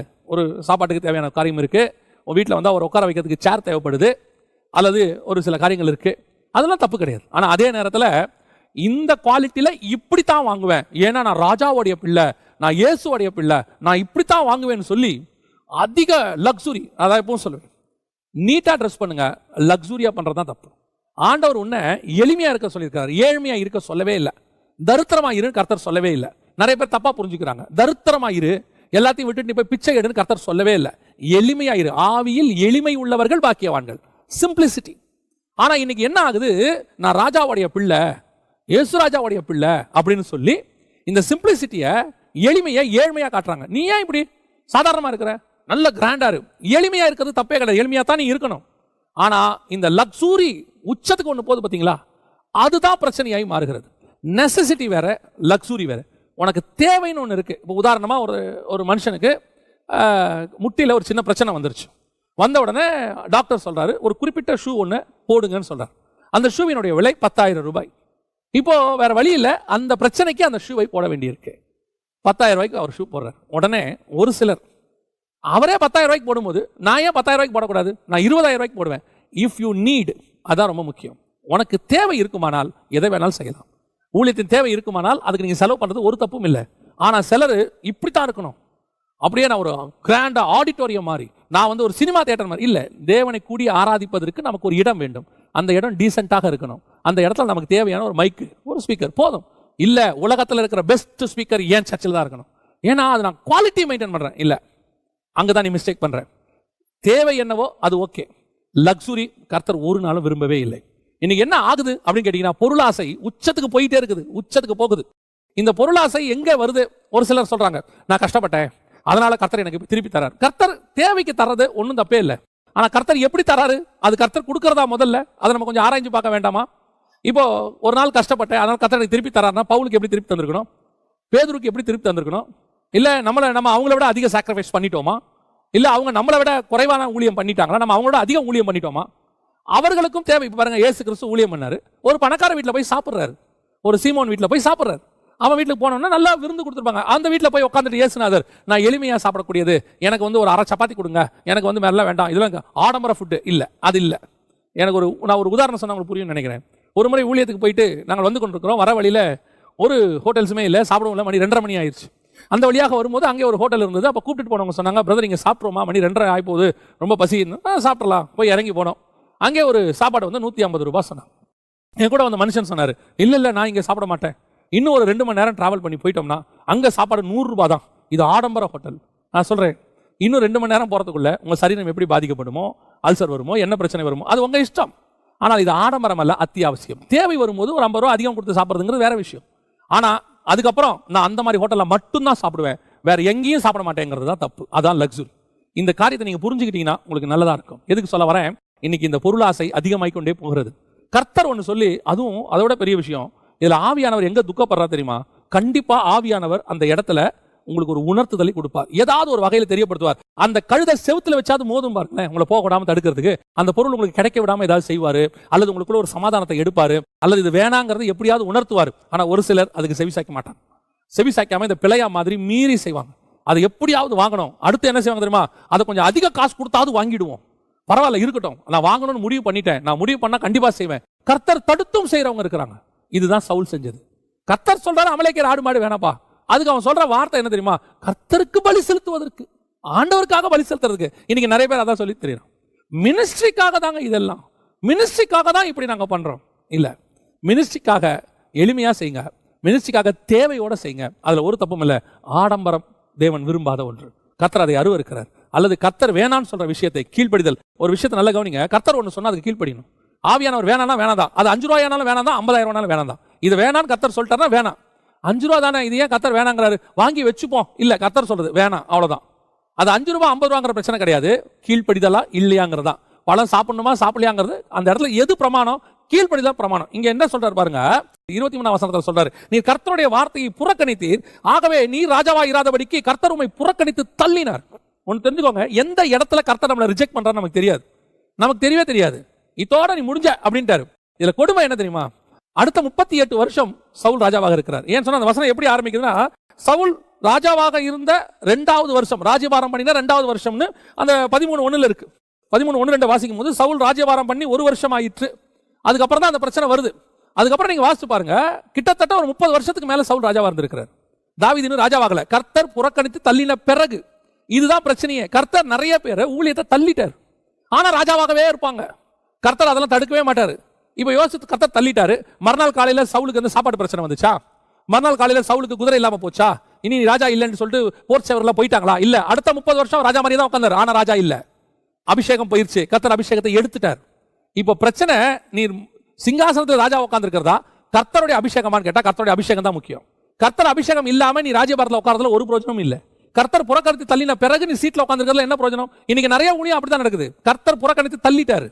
ஏன்? அவர்கள் அமலேக்கியருடைய ஆடு மாடுகளுக்கு பின்னால் போய்விட்டார்கள். உலகத்தினுடைய பொருளாசைக்கு பின்னாடி போயிட்டாங்க. உலகத்தினுடைய காரியங்களுக்கு பின்னாடி போயாச்சு. போன பிறகு கர்த்தருடைய வார்த்தைக்கு கீழ்ப்படியாம, திருப்பியும் நான் சொல்றேன், நல்லா புரிஞ்சுக்கொள்ளுங்க, கர்த்தர் அனுமதிக்கிற காரியங்கள் எத்தனை லட்சமா இருந்தாலும் பெற்றுக்கொள்ளுங்கள், தப்பே கிடையாது. அது தேவையா வாங்கிக்கலாம். கர்த்தர் அனுமதிக்காத காரியம் எத்தனை சின்னதா இருந்தாலும் தேவையில்லை, ஏன்னா கர்த்தர் வேணான்னு சொல்லிட்டார், அவ்வளவுதான். இதுல நம்ம கீழ்ப்படினமா இல்லையாங்கிறது தான் கேள்வியே. இப்போ நம்ம என்ன செய்யறோம்? அந்த பொருள் மேல உள்ள ஆசை, சின்ன வயசுல இருந்து எனக்கு அது மேல ஒரு ஆசை இருந்துச்சு, அதை எப்படியாவது வாங்கணும்னு நான் நினைச்சிட்டு இருந்தேன் அப்படின்னு சொல்லி நாம என்ன பண்ணுவோம் தெரியுமா? கர்த்தருடைய அந்த வார்த்தைக்கு கீழ்ப்படியாம அதை நம்ம செய்வோம். இது என்னங்க சின்ன விஷயம் தானே, எனக்கு சின்ன வயசுல இருந்து ஒரு ஆசை இருந்துச்சு. ஒரு தேவ மனுஷன் இருந்தாரு, அவருக்கு ஒரு ஆசை என்ன அப்படின்னு கேட்டா, அவர் சிடி போட்டு பாட்டு பாடணும்னு அவருக்கு ஆசை. சிடி போட்டு பாட்டு போட்டு வெளியிடணும்னு அவருக்கு ஒரு ஆசை. அவர் ஊழியத்துக்கு வந்த புதுசுல அவருக்கு அதுக்கு வாய்ப்பு இல்லை. கர்த்தர் அவரை போட வேணான்னு சொல்லிட்டார். அப்புறம் அவருக்கு காசு வந்துச்சு, நல்ல சிடி போடக்கூடிய வசதி வாய்ப்புக்கு அவர் வந்தார். வந்தபோது ஒரு முறை சிடி போடுறதுக்கான ஆயத்த பணிகள் செஞ்சார். செய்யும்போது ஆண்டவர் சொன்னார், நான் உன்னை சிடி போட வேணாம் தானே சொன்னேன், காசு இருக்கு இல்லைங்கிறது ரெண்டாவது, உன்னை சிடி போட வேணான்றதான் நான் சொன்னது. அந்த தேவ மனுஷன் அவர் நினைச்சா ஒரு 10 சிடி போடலாம், ஆனா இன்னைய வரைக்கும் அவர் சிடி போடவே இல்லை. அவர் சொல்லுவாரு, கர்த்தருக்கு பிரியம் இல்லை, அவ்வளவுதான், வேணாம் விட்டுருங்க. கர்த்தர் வேணான்னு சொல்லிட்டாரு. எங்கிட்ட காசு இருக்குன்றதுனாலயோ செய்ய முடியும்ங்கிறதுனாலயோ அல்லது என்னால் வாங்கக்கூடிய விலையில அது அஃபோர்டா இருக்குன்றதுனாலயோ அது ரொம்ப சீப்புங்க, அதெல்லாம் வாங்க முடியும், நான் நினைச்ச அந்த மாதிரி 10 வாங்குவேன்றதுனாலே பிரச்சனை அங்க இல்ல. கர்த்தருக்கு சித்தமா இல்லையாங்கிறது தான் பிரச்சனை. அதுதான் கர்த்தர் பார்க்கிறாரு. ஆடு மாடு நினைச்சிருந்தா அதை விட லட்சக்கணக்கில் ஆடு மாட கொடுமையானவைகளை சவுல் வாங்கி கர்த்தருக்கு பலியிட முடியும். அது அமலேக்கியா இருந்தா வெட்டினியா இல்லையா, அதுதான் கேள்வி. கீழ்ப்படிதலா இல்லையா? இன்னைக்கு நிறைய பேர் இங்கதான் மிஸ்டேக். அதனால என்ன ஆயிடுச்சு தெரியுமா? பரிசுத்த ஆவியானவர் மனஸ்தாபப்பட்டார். சவுலை ராஜாவாக்குனதுக்கு நான் அபிஷேகம் பண்ணியிருக்கிறேன், நான் அவனுக்கு இவ்வளவு மேன்மையை கொடுத்துருக்கிறேன், ஆனா இன்னைக்கு உலகத்துல உள்ள பொருளாசை, உலகத்துல உள்ளதான லக்ஸூரியஸ் காரியங்கள், பெரிய காரியங்களை ஆசைப்பட்டுக்கிட்டு என் வார்த்தையை அவன் புறக்கணித்து தள்ளிவிட்டான். என் வார்த்தையை புறக்கணித்தவனை நான் தள்ளி விடுகிறேன். நீ ராஜாவா இருப்ப, ஆனா உனக்கு ஆல்டர்னேட்டை உருவாக்கி மேல வந்து உட்கார வரைக்கும் நீ ராஜாவா தான் இருப்ப. தாவீது வந்து ராஜாவா உட்கார வரைக்கும் உனக்கு கர்த்தர் ராஜாவா தான் உட்கார வச்சிருப்பாரு. ஆனா நீ கர்த்தருடைய பார்வையில் ராஜா அல்ல. உன் ஊழியம் கர்த்தருடைய பார்வையில் விருப்பமானதல்ல. கர்த்தர் உன்னை பயன்படுத்துகிறார் என்று சொல்ல முடியாது. நீ கர்த்தரால் புறக்கணித்து தள்ளப்பட்டவனாய் மாறி விடுவாய். இன்னைக்கு ஆண்டவர்கிட்ட கேளு, ஆண்டவரே நான் நீர் விரும்புகிறதை மட்டும் செய்யணும் ஆண்டவரே, 100%. எனக்கு பலன் இருக்குன்றதுனால எல்லாத்தையும் செஞ்சிடக்கூடாது ஆண்டவரே. எனக்கு பலன் இருந்தாலும் இல்லா விட்டாலும் நீர் சொல்றதை மட்டும் தான் நான் செய்வேன் ஆண்டவரே. அதை தாண்டி நான் வேற ஒண்ணுமே செய்ய மாட்டேன். என் பலன் அதனால் குன்றி போனாலும் பரவாயில்ல ஆண்டவரே, நீங்க சொல்றதை மட்டும் செய்வேன். அப்படி ஒரு தீர்மானம் விடுங்க, உங்களுக்குள்ள இருக்கிற பரிசுத்த ஆவியானவர் சந்தோஷப்படுவார். நீ கர்த்தருடைய வார்த்தையை மீறி செய்ய செய்ய அவர் மனஸ்தாபப்பட்டார். வசனம் சொல்றது, சவுலை ராஜாவாக்கின நிமித்தம் கர்த்தர் மனஸ்தாபப்பட்டார். உன் மேல கர்த்தர் அபிஷேகம் பண்ணார்னா அந்த அபிஷேகத்தை பறிச்சு கர்த்தர் சந்தோஷப்படணும். நல்ல வேலை இவனை ஊழியக்காரனாக்குனே, அவன் என்னை சந்தோஷப்படுத்துறான்னு கர்த்தர் சொல்லணும். இவனை நம்பி ஒரு சபையை கொடுத்த, எனக்கு சந்தோஷமா இருக்குன்னு கர்த்தர் சொல்லணும். அந்த சந்தோஷம் கர்த்தருக்குள்ள வரணும்.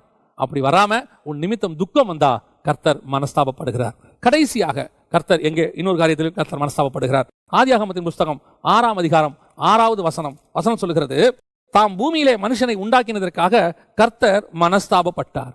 மனுஷனை உண்டாக்குனதுக்கே மனஸ்தாபப்பட்டார். ஃபர்ஸ்ட் பரிசுத்த ஆவியானவர் நமக்குள்ள வந்ததுக்கு துக்கப்பட்டார். ரெண்டாவது பரிசுத்த ஆவியானவர் அபிஷேகம் பண்ணதுக்கு துக்கப்பட்டார். இப்போ மனுஷன் ஒருத்தன் வந்ததுக்கே துக்கப்பட்டாராம் கர்த்தர். ஏன் கர்த்தர் மனஸ்தாபப்பட்டார் அப்படின்னா 3வது வசனத்துல அதுக்கு பதில் இருக்கிறது. அப்பொழுது கர்த்தர், என் ஆவி என்றென்றைக்கும் மனுஷனோடு போராடுவதில்லை, அவன் மாம்சம் தானே. இப்பவும் ஆவிக்குள்ளதான் பிரச்சனை. அதனால நம்ம ஆரம்பத்துல பார்த்தோம், உனக்குள்ள இருக்கிற பரிசுத்த ஆவியை துக்கப்படுத்தாதிருங்கள்னு. பரிசுத்த ஆவியானவர் பழைய ஏற்பாட்டில் இருக்கிறார் பாருங்களேன். என் ஆவி அவனோடு கூட போராடுவது இல்லை, மனுஷனோடு கூட போராடுவதில்லை. அவன் என்ன பண்ணா இந்த இடத்துல அப்படின்னு பாத்தீங்கன்னு சொன்னா, 2வது வசனம் தெளிவாக சொல்லுது, தேவகுமாரர் மனுஷகுமாரத்திகளை அதிக சௌந்தரியம் உள்ளவர் என்று கண்டு அவர்களுக்குள்ளே தங்களுக்கு பெண்களை தெரிந்து கொண்டார்கள். இதான் மத்தியில் வாசிக்கிறோம். புசித்தும் குடித்தும் பெண் கொண்டும் பெண் எடுத்தும் அவங்க தப்பு பண்ணாங்க. பெண் கொண்டு பெண் எடுக்கிறது தப்பல்ல. எப்படி பெண் கொண்டு பெண் எடுத்தாங்க அப்படின்னு கேட்டீங்கன்னா, விசுவாசி அவிசுவாசியோடு பிணைக்கப்பட்டாங்க. இங்க தேவகுமாரர்னா விசுவாசி, தேவனை தேடுகிறவர்கள். நாம ஆவியை பெற்றதுனால ஆவிக்குரியவர்கள் சொல்றோம், விசுவாசிக்கிறதுனால விசுவாசின்னு சொல்றோம். அங்க சேத்தினுடைய வம்சத்தார் தேவனை தொழுது கொண்டார்கள், அதனால அவங்க தேவகுமாரர். சிலர் தூதர்கள் சொல்லுவாங்க, தூதர்களுக்கு குமாரத்தைகளோடு மனுஷர்களோடு சேரக்கூடிய சரீரம் கிடையாது, அவர்கள் ஆணும் இல்லை பெண்ணும் இல்லை. அது ஒரு தப்பான விளக்கம். ஆனா வசனத்தின்படி யாருன்னா தேவகுமாரர்னா தேவனை பின்பற்றுகிற ஜனங்கள், தேவனை தொழுது கொள்ளுகிற ஜனங்கள். அப்ப அந்த தேவகுமாரர் விசுவாசிகள் மனுஷகுமாரத்திகள் அவிசுவாசிகளை பார்த்து சௌந்தரியம் உள்ளவர்கள் என்று கண்டு. நிறைய பேர் இங்க என்ன ஒரு பிரச்சனை இருக்கு அப்படின்னு கேட்டீங்கன்னு சொன்னா, இந்த திருமண காரியமாவே இருக்கட்டும், இன்னைக்கு இருக்கிற திருமண காரியங்கள் இருக்கட்டும், இதை பத்தி அதிகம் நம்ம பேச வேண்டி இருக்கிறது. ஏன் அப்படின்னா, எந்த காலத்திலும் இல்லாத அளவுக்கு டிவோர்ஸ் அதிகமா போயிட்டு இருக்குது. எந்த காலத்திலும் இல்லாத அளவுக்கு சபைகளுக்குள்ள அது போயிட்டு இருக்குது. சபைகளுக்குள்ள போராட்டம், பிரச்சனை, குடும்பங்களுக்குள்ள பிரச்சனை அதிகமாக. எங்களுக்கு வரக்கூடிய போன்ல பாத்தீங்கன்னா ஒரு நாளைக்கு மினிமம் 1 ஃபோன் 2 ஃபோன் குடும்ப பிரச்சனை போனா தான் இருக்குது, அதிகமா வருது. என்ன காரணம் அப்படின்னு கேட்டீங்கன்னு சொன்னா, இது வந்து ஆரம்பத்துல இருந்தே இதுக்கு பிரச்சனை இருக்குது. அங்கதான் நம்ம கொஞ்சம் தியானிக்கணும். நிறைய பேர் எங்க வராங்க, நாங்க என் கல்யாண வாழ்க்கை ஏன் இப்படி ஆயிப்போச்சு, நான் எங்க கணவருக்கு உண்மையா தான் இருக்கேன், நான் என் மனைவிக்கு உண்மையா தான் இருக்கேன், ஆனா எங்களுக்குள்ள சண்டை போராட்டம் இல்ல. இந்த பிரச்சனை இங்க ஆரம்பிக்கலைங்க. இந்த பிரச்சனை எங்க ஆரம்பிக்குதுன்னு சொல்றேன். திருமணம் செய்யும் போதே நீங்கள் யாரை திருமணம் செய்கிறீர்கள்னு ஒரு விஷயம் இருக்கு. உங்களுடைய கிரைட்டீரியா எதை பேஸ் பண்ணி அமைஞ்சிச்சுன்னு பார்க்கணும். இன்னைக்கு நிறைய பேர் கிரைட்டீரியாவை எதை பேஸ் பண்ணி பார்க்கறாங்க, படிப்பை பேஸ் பண்ணி வச்சிருக்காங்க. அவர் பிஇ முடிச்சிருக்காரு, அந்த பொண்ணு பிஇயாவது இருக்கணும், அப்பதான் அவங்களுக்குள்ள ஒத்து போகும். சிலர் உருவ அமைப்பை வைத்து, பையன் கலரா இருக்காரு பொண்ணு கலரா இருக்கணும், பையன் உயரமா இருக்காரு பொண்ணும் உயரமா இருக்கணும், இப்படி எல்லா அமைப்பும் பார்த்து சிலர் அந்தஸ்து வச்சிருக்காங்க. இவரு இந்த மாதிரி அந்தஸ்துல இருக்காரு, அவங்க இந்த அந்தஸ்துல இருக்கிறாங்க, இதெல்லாம் பார்க்கறாங்க. இது இன்னும் சிலர் கொஞ்சம் துணிகரமா இந்த டௌரி எல்லாம் கேட்பாங்க, அதெல்லாம் கொடுக்கிற குடும்பமா இருந்தா அப்படின்னு சொல்லிட்டு கடைசியா எங்க வராங்க, கர்த்தர்கிட்ட வராங்க. நம்ம ஜோம் பண்ணுவோம், கர்த்தருக்கு சித்தமானால் அப்படின்ட்டு. அப்புறம் பாஸ்டர் கிட்ட போய், பாஸ்டர் இப்படி ஒன்று பார்த்துருக்கோம், நீங்க ஜோம் பண்ணி சொல்லுங்க, எங்களுக்கு எல்லாமே ஓகே, நீங்க ஓகே சொன்னா ஓகே. இப்போ அவர் என்ன ஓகே இல்லை நான் சொல்ல போறாரு. இப்போ என்ன பிரச்சனை இங்க, இவங்க எல்லாம் பார்த்தாங்களே பொண்ணுடைய ஸ்பிரிச்சுவாலிட்டி, பையனுடைய ஸ்பிரிச்சுவாலிட்டியை பார்த்தாங்களா, உடனே அடுத்த வார்த்தை, ஆமாங்க பெந்தகோஸ்தே சபை தான், ஆவிக்குரிய சபை தான், அவங்க வந்து நல்ல ஆவிக்குரிய சபையை சார்ந்த பொண்ணு தான், ஸ்பிரிச்சுவாலிட்டி தான், அபிஷேகம் பெற்றிருக்கு. ஒன்று நல்லா தெரிஞ்சுக்கொள்ளுங்க, அபிஷேகம் பண்ணப்பட்ட எல்லா பையனும் எல்லா பொண்ணுக்கும் ஏற்றவர்கள் அல்ல. அங்கதான் மிஸ்டேக் நடக்குது. ஒரு ஆதாமுடைய விலா எலும்புகளில் ஒன்றை எடுத்து, அதான் ரொம்ப முக்கியம். நிறைய ஆவிக்குரிய பொண்ணு இருக்கும், அதுல இவனுக்கு ஏத்தது எதுன்னு பார்க்கணும். நிறைய ஆவிக்குரிய பையன் இருப்பான், அதுல கர்த்தர் இவங்களுக்கு பிக்ஸ் பண்ண விலா எலும்பு எது, அந்த பையன் யாருன்னு நீங்க பார்க்கணும். இன்னைக்கு ஆவிக்குரியவங்களா இருந்தாலே ஓகே தான். ஆவிக்குரியவர்கள் திருமணம் பண்ணி எத்தனை குடும்ப பிரச்சனைகள் இருக்கு, ஆவிக்குரியவர்கள் திருமணம் பண்ணி ஸ்பிரிச்சுவாலிட்டின்னு கல்யாணம் பண்ணி எத்தனை குடும்பம் பிரிஞ்சிருச்சு. அப்ப இவங்க எல்லாம் ஆண்டவருக்குள்ள தேவசித்தம் இல்லாம பண்ணாங்களா? அப்ப இவங்களுக்கு திருமணம் பண்ணி வச்சதெல்லாம் பரிசுத்தவான்கள் இல்லையா? அப்ப இவங்க திருமணம் பண்ண இடம் பரிசுத்த ஸ்தலம் இல்லையா? ஏன் பிரிஞ்சாங்க? அங்கதான் விஷயமே இருக்கு. கர்த்தர் இணைத்ததை வேற யாரும் பிரிக்கவே முடியாது, பிரிக்காதிருப்பான் ஆக. அப்ப எங்க இது வருது, எல்லா ஆவிக்குரிய பையனும் எல்லா ஆவிக்குரிய பொண்ணுக்கும் செட் ஆகாது. கர்த்தர் நியமிச்ச அங்கதான் இங்க இருக்க விஷயமே இருக்கு. கர்த்தர் சொல்லி இது செய்யணும். நீ உயரத்தை பார்த்துட்டு, நீ அழகை பார்த்துட்டு, சம்பாத்தியத்தை பார்த்துட்டு, எல்லாத்தையும் பார்த்துட்டு, அப்புறம் ஆமா ஆவிக்குரிய சபை தான், ஸ்பிரிச்சுவல் சபை தான், நல்ல ஒரு சபையில 10 வருஷமா இருக்கிற பையன் தான், பாஸ்டர் கிட்ட நல்ல ஊழியம் பண்ற பையன் தான், அப்புறம் ஏன் பிரிவினை வருது? இங்க இவங்க ஆவியில இருந்தாலும் இந்த ரெண்டும் கர்த்தர் சொன்னதான்னு பார்க்கணும். அப்படி இல்லாவிட்டால் என்ன ஆகும்? இந்த மாதிரி தான் நடக்கும், போராட்டம் வருது. இன்னைக்கு நிறைய வீட்டில் அதான் நடைபெற்று கொண்டிருக்கிறது. இது கூட அக்செப்டபிள் ஒரு பக்கம், அவங்க ஏதோ தெரியாம பண்ணிட்டாங்க, ஆனா ஆவிக்குரியதான். ஆனா ஒரு சிலர் துணிகரமாக மாம்சத்தின்படி இருக்கிற தேவனை அறியாத. நான் இந்த இடத்துல எங்க வரேன், சமீபத்தில் என்ன ஒருத்தர் கேட்டாங்க, நீங்க கலப்பு திருமணத்தை ஆதரிக்கிறீங்களா அப்படின்னு. கலப்பு திருமணம்னா என்ன? முதல்ல ஒரு மனுஷனுக்கும் ஒரு மாட்டுக்கும் கல்யாணம் பண்ணாதான் கலப்பு திருமணம். ஒரு மனுஷனுக்கும் ஒரு மனுஷிக்கும் பண்ணா அது கலப்பு திருமணம் கிடையாது. அப்ப அவங்க கலப்புன்னு எதை கேட்கறாங்க அப்படின்னு கேட்டீங்கன்னா, அவங்க வந்து கேஸ்ட கேட்கறாங்க. ஒண்ணு நல்லா தெரிஞ்சுக்கொள்ளுங்க, இயேசுவின் ரத்தத்தால கழுவப்பட்ட பிறகு நோ கேஸ்ட். அதுக்கு முன்னாடியுமே கிடையாது. அவங்க பாக்குறாங்க, அது வந்து மனம் திரும்பாத காரணத்தினால பாக்குறாங்க. எப்ப நீங்க ஆண்டவரை ஏற்றுக்கொண்டீங்களோ, எப்ப இயேசுவின் ரத்தத்தால கழுவப்பட்டுட்டீங்களோ, ஒரே ரத்தத்தால கழுவப்பட்ட நாம எல்லாமே ஒரே சபைக்குள்ள இருக்கிறோம், தேவனுடைய சரீரத்துக்குள்ள இருக்கிறோம். இங்க ஒரு சரீரத்துக்குள்ள ஒவ்வொரு கை ஒரு ஜாதியாகவும் கால் ஒரு ஜாதியாகவும் இருக்காது. அப்படி நீ இருக்கிறன்னா நீ ஒரு சரீரமா இருக்க முடியாது, நீ இன்னொரு சரீரம்னு அர்த்தம். அப்ப நீ கர்த்தர் சபைக்குள்ள இல்லைன்னு அர்த்தம். சரி இருக்கட்டும். அப்போ இன்னைக்கு சபைக்குள்ள வரோம். இங்க வந்த பிறகு நீங்கள் புறஜாதியார், நான் சொல்லக்கூடியது தேவனை அறியாதவர்களை கொண்டு வந்து சபையில திருமணம் பண்ண வைக்கிறாங்க. வந்து என்ன செய்யறாங்க தெரியுமா? வந்து கேட்குறாங்க பாஸ்டர் கிட்ட, பாஸ்டர் ஏதோ ஒரு காரணம், அது அவங்க வந்து தவறாக விரும்பிட்டாங்க, அதை பண்ணிட்டாங்க, இதை பண்ணிட்டாங்க, ஏதோ ஒன்று சொல்லிட்டு வந்துட்டு எப்படியாவது திருமணம் பண்ணுவீங்க. இப்போ இந்த பொண்ணும் என்ன சொல்லுது, அந்த பொண்ணுடைய அப்பா அம்மாவும் என்ன சொல்றாங்க, அவர் கிறிஸ்டினா ஆகிறேன்னு ஒத்துக்கிட்டாரு. இது வந்து ஒரு அபத்தமான ஒரு பதில். எதுக்கு ஒத்துக்கணும்? ஒருத்தன் உனக்காக கிறிஸ்தவன் ஆகிறான், உன் பொண்ணுக்காக மாறுறானா எவ்வளவு சீப்பு பாருங்களேன். ஒருத்தன் தேவனுக்காக தான் தன்னை மாற்றிக்கொள்ள வேண்டும், மனுஷனுக்காக தன்னை மாத்திரவனா இருக்கக்கூடாது. இன்னைக்கு உன் பொண்ணுக்காக மாத்திரவன் நாளைக்கு வேற எதுக்காகவோ இதை மாத்திட்டு பின்னாடி போக மாட்டான்றது என்ன நிச்சயம்? இன்னைக்கு உன் பொண்ணை விரும்பிட்டு கிறிஸ்தவத்துக்குள்ள வரவன் நாளைக்கு அப்பா அம்மா ஒத்துக்கலன்ட்டு அவங்களுக்காக கிறிஸ்தவத்தை விட்டு போக மாட்டான்னு என்ன நிச்சயம்? இன்னைக்கு நிறைய பெற்றோரும் அந்த தப்பை செய்யறாங்க, நிறைய பிள்ளைகளும் அந்த தப்பை செய்யுது. யார் எங்க ஆவி போராடுது மாம்சத்தோட? இந்த மாதிரி ஆட்களோட தான் போராடுது. இவங்க வந்து உடனே அவங்களுக்கு ஒரு ஞானஸ்தானம், காலையில ஞானஸ்தானம், சாயங்காலம் கல்யாணம், முந்தின நாள் ஞானஸ்தானம், சாயங்காலம் கல்யாணம். இன்னைக்கு இதெல்லாம் கர்த்தர் சொல்றாரு, ஆவி மனுஷனோட கூட போராடுகிறது. இன்னைக்கு அதான் சபைக்குள்ள தேவனை துக்கப்பட ஆண்டவர் சொல்ற, மனஸ்தாபப்படுகிறார். இப்படிப்பட்டவனெல்லாம் நான் சபைக்குள்ள கொண்டு வந்தேன்னு கர்த்தர் மனஸ்தாபப்படுகிறார். எதுக்கு? இந்த மாதிரி ஆளெல்லாம் நான் ரட்சித்தேனே. மனுஷனை உண்டாக்கினதுக்கு கர்த்தர் மனஸ்தாபப்பட்டார். இன்னைக்கு சபைக்குள்ள இப்படிப்பட்ட ஆட்கள் இவங்களுக்கு திருமணம் செஞ்சு வைக்கிறதுக்குன்னு ஒரு குரூப்பான ஊழியக்காரங்க இருக்கிறாங்க. அதெல்லாம் விசாரிக்கிறதே கிடையாது. அவன் பிள்ளை ரட்சிக்கப்பட்டதா, பையன் ரட்சிக்கப்பட்டானா, எந்த சபை, எத்தனை வருஷமா போயிட்டு இருக்காங்க, எவ்வளவு ஆவிக்குரிய அனுபவம் இருக்கு, கர்த்தருக்குள்ள எவ்வளவு ஸ்திரப்பட்டிருக்காங்க, ஊழிய அனுபவம் இருக்கா, எதுவும் கேட்கறது கிடையாது. அதெல்லாம் பரவாயில்ல, இருக்கட்டும். அவர் இன்னைக்கு வந்துட்டார்ல, பேரை மாத்திட்டார்ல, ஞானசானம் நேத்து எடுத்துட்டார், ஓகே ரைட், செஞ்சு வச்சிடலாம். அப்படிப்பட்ட குடும்பங்களில் 99 குடும்பங்களில் பிரச்சனை தான், 99 குடும்பங்களில் பிரிவினை தான். 1-2 ஏதோ ஒன்று அட்ஜஸ்ட் பண்ணி ஓடிக்கிட்டு இருக்கு. கர்த்தர் அருவருக்கிறார். கர்த்தர் சொல்றார், மனஸ்தாபப்படுகிறேன். அப்படிப்பட்டவங்க சபைக்குள்ள வச்சு கல்யாணமும் பண்றீங்க, அப்படிப்பட்டவங்களை நீங்க சபையில தூக்கியும் பேசுறீங்க. நாளைக்கு இவன் பண்ற தப்ப இன்னொருத்த பண்ணும்போது நீங்க எப்படி கேட்பீங்க சபையில? அவனுக்கு பண்ணி வச்சீங்களே, ஏன் அதை விட கொடுமை ஊழியக்காரன் வீடுகளில் இது நடக்குது, ஊழியக்காரன் குடும்பங்கள் இது நடக்குது, இந்த அபத்தம் நடக்குது. எப்படி உன் சபையில் நாளைக்கு தைரியமா நீ பிரசங்கம் பண்ணுவேன்? நாளைக்கு விசுவாசிகள் 10 பேர் இதே மாதிரி வந்து நின்னா எப்படி முடியாதுன்னு உன்னால சொல்ல முடியும்? அப்படி பண்ணி வச்சா உன் சபை கொள்ளையர்கள் கூடாரமா இருக்கும். இன்னைக்கு அதான் நடைபெற்று கொண்டு இருக்கிறது. ஆவியும் அப்புறம் என்ன இருக்கு சபைக்குள்ள? பரிசுத்த ஆவியானவர் இங்க இருந்து வராருன்னு வச்சுப்போமே, கீழ இருந்து மாம்சம் போராடி இருக்கு. ஏன்னா உட்கார்ந்து இருக்கிறவங்க எல்லாம் பையனுக்காகவும் பொண்ணுக்காகவும் ஆண்டவர் ஏற்றுக்கொண்டவங்க. அவன் மாம்சம் உட்கார்ந்துருப்பான், இங்க ஆவி ரெண்டும் போராடும். அதான் கர்த்தர் சொல்றாரு, என் ஆவி மாம்சத்தோடு கூட போராடுவதில்லை. இப்படிப்பட்ட சபையை உண்டாக்கினதுக்கு கர்த்தர் மனஸ்தாபப்படுகிறார். இப்படிப்பட்டவர்களை ரட்சிப்புக்குள்ள கொண்டு வந்ததுக்கு கர்த்தர் மனஸ்தாபப்படுகிறார். நல்லா தெரிஞ்சுக்கொள்ளுங்க, தேவனுடைய ஆவி எப்பவும் ஆவியோட தான் இருக்கும். மாம்சம் அவர்கள் ஒரே மாம்சமா இருக்கிற மாதிரி புதிய ஏற்பாட்டில் நம்ம ஒரே ஆவி உடையவர்களாக இருக்கிறோம். தேவ சமூகத்தில் உட்கார்ந்து ஆண்டவர்கிட்ட கேட்கணும், கேட்டு செய்யணும், ஒரே ஆவியோடு கூட செயல்படணும். இந்த மாதிரி மாம்சமான ஆட்களை சபைக்குள்ள கொண்டாந்ததுனால விளைவுதான் சபை சுக்குநூறாக போகிறது, சபையினுடைய குவாலிட்டி கெட்டு போகுது. அதுக்கப்புறம் அந்த சபையில் ஆவியானுடைய அசைவாடுதல் இருக்காது. பாருங்களேன், ஏன் இருக்காதுன்னு கேட்டால், உட்காந்துருக்கிறதெல்லாம் மாம்ச இச்சையின்படி சேர்ந்து உள்ள வந்து உட்காந்துருக்கு, மேல இருந்து ஆவியில பேசுறோம். எப்படி அது செட் ஆகும்? அதுக்கான போராட்டம் இருக்கதான் செய்யும் குடும்பங்கள்ல. அப்புறம் பாருங்க, பாஸ்டர் வாரம் ஃபுல்லா பிரச்சனை தீர்த்துக்கிட்டு இருப்பாரு. தயவு செய்து ரொம்ப கேர்ஃபுல்லாக இருந்து கொள்ளுங்க. தேவனுடைய ஆவி பரிசுத்த ஆவியானவர். இவர் வந்து மாம்சத்தோடு கூட போராட மாட்டார். அவர் வந்ததுக்கு காரணம் என்ன தெரியுமா? உன்னுடைய மாம்சத்தை ஆவியாய் மாற்றி அவர் உன்னை மனவாளனுக்கு ஏற்ற மனவாட்டியை கொண்டு போய் ஒப்படைக்கிறதுக்கு வந்தார். நீங்க மேல மேல அவரை துக்கப்படுத்திக்கிட்டே இருக்கிறீங்க, இந்த மாதிரி காரியங்களால துக்கப்படுத்திக்கிட்டே இருக்கிறீங்க. துக்கப்படுத்த எசேக்கியேல் புத்தகம் 8ஆம் அதிகாரம் 6ஆம் வசனம் சொல்லுது, என் பரிசுத்த ஸ்தலத்தை விட்டு என்னை தூரமாய் போகும் பண்ணும்படியான காரியங்களை இஸ்ரவேல் வம்சத்தார் செய்கிறார்கள். அவனுடைய தேவனுடைய ஆலயமாகி அவன் சரீரத்தை விட்டு அவர் தூரம் போவார், அவர் பின்னாடி போயிடுவார். ஒன்று தெரிஞ்சுக்கொள்ளுங்க, பரிசுத்த ஆவியானவர் துக்கப்பட்டு போயிட்டாரு, அதுக்கப்புறம் வர்றது ரொம்ப கஷ்டம். அதனால தான் 51ஆம் சங்கீதத்தில் தாவீது கதறான், ஆண்டவரே உங்களுடைய பரிசுத்த ஆவியை என்னை விட்டு எடுக்காமலும் என்னை விட்டு எடுத்துறாதீங்கன்றான். இஸ்ரவேல் ஜனங்கள் சபை போயிட்டு இருக்குது. அதை குறித்து ஏசாயா புத்தகம் 63:10 சொல்லுது, அவர்களோ கலங்கம் பண்ணி அவருடைய பரிசுத்த ஆவியை விசனப்படுத்தினார்கள் இருக்கு. பாருங்க, இஸ்ரவேல் ஜனங்க தண்ணி கேட்டதும், இஸ்ரவேல் ஜனங்க பசின்னு சொல்லி கலகம் பண்ணினதையும், மோசேக்கும் ஆரோனுக்கும் விரோதமா பேசினதையும் வசனம் என்ன சொல்லுது? பரிசுத்த ஆவியை விசனப்படுத்தினார்கள் அப்படின்னு இருக்கு. இன்னைக்கு உங்களுக்குள்ள இருக்கிற ஆவியான, அன்னைக்கே அங்க ஆவியானவர் இருந்திருக்கிறார் பாருங்க, அவன் நடத்தி கொண்டு வந்திருக்கிறார் ஆவியானவர்.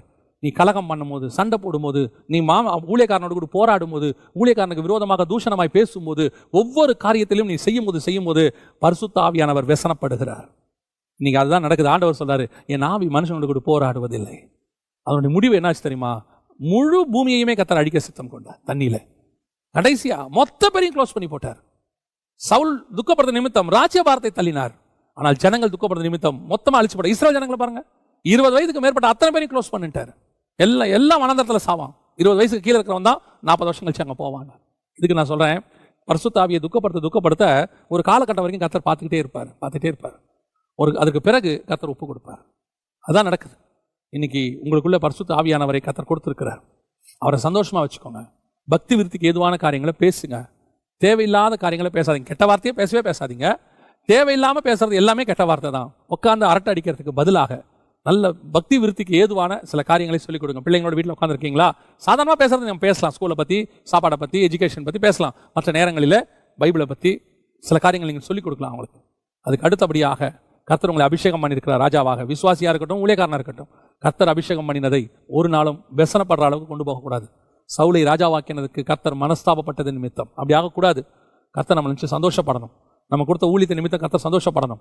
உங்களுக்கு கொடுத்த சபையின் நிமித்தம், என்னை நம்பி கொடுத்த பொறுப்புகள் நிமித்தம், எனக்கு கொடுத்த குடும்பத்தின் நிமித்தம் கர்த்தர் சந்தோஷப்படணும். இவனை நான் அபிஷேகம் பண்ணேன், இந்த அபிஷேகம் பண்ணது எனக்கு சந்தோஷமா இருக்குது, நான் நினைச்சதை அவன் செஞ்சிருக்கிறான்னு கர்த்தர் சந்தோஷப்படணும். கடைசியாக ஒரு நாளும் மாம்சத்தோடு போய் கலக்கக்கூடாது. அது சிந்தனையிலையாக இருந்தாலும் சரி, செயலையாக இருந்தாலும் சரி, எதுலையுமே நாம வேற, உலகம் வேற. உலகத்தோடு கலந்தீங்கன்னா, மாம்சத்தோடு கலந்தீங்கன்னா கர்த்தர் ஒரு நாள் அழித்து போடுவார். வேதம் சொல்லுகிறது, நீங்கள் மீட்கப்படும் நாளுக்கென்று முத்திரையாய் பெற்ற பரிசுத்த ஆவியை துக்கப்படுத்தாதிருங்கள்.